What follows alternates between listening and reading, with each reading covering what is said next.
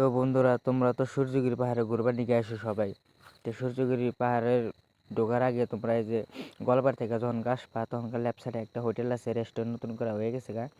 পাহাড়ে ঢোকার আগে তোমরা মজার করে 1 কাপ করে কফি খেয়ে নেবা।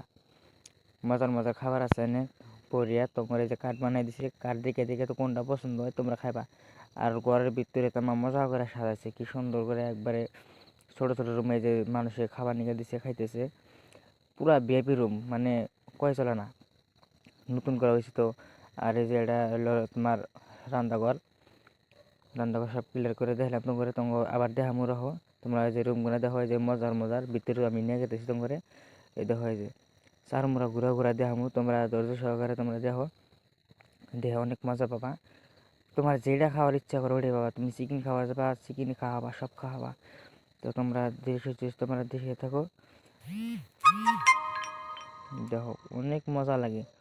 কিন্তু বাইরে থেকে আরও পুরা মজা লাগে, যেটা তোমার হলো মহাজন, হোটেলের মহাজন। এটা